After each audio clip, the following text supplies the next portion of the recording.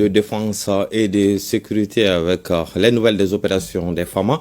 Elles viennent de neutraliser des unités militaires et des colonnes de véhicules. Les précisions sur cette opération avec Abdoulaye Sakou. Le deuil est devenu le quotidien des groupes armés terroristes. Ils ne comptent plus leurs morts.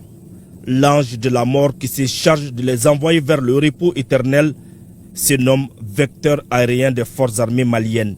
Ainsi, dans le cadre de ces missions de surveillance du territoire, des unités militaires ont identifié et neutralisé une colonne de véhicules appartenant à des groupes armés terroristes à mi-chemin entre les localités de Tinès-Sako et Tenzawaten le 4 octobre 2024.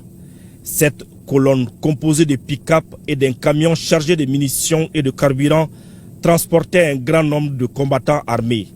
Grâce au travail minutieux de ces services de renseignement, plusieurs convois ont été repérés simultanément. La colonne ciblée a été détruite après une observation prolongée en raison du suivi de suspects identifiés dans la région.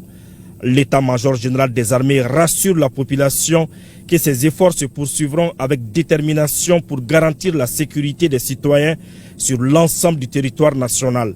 Les FAMA restent mobilisés et engagés dans cette lutte sans relâche contre le terrorisme.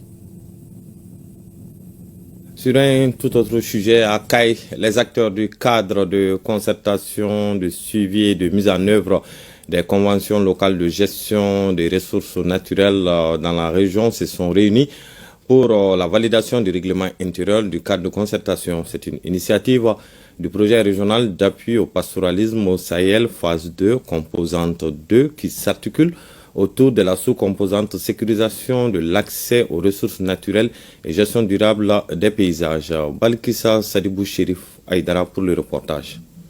Le projet régional d'appui au pastoralisme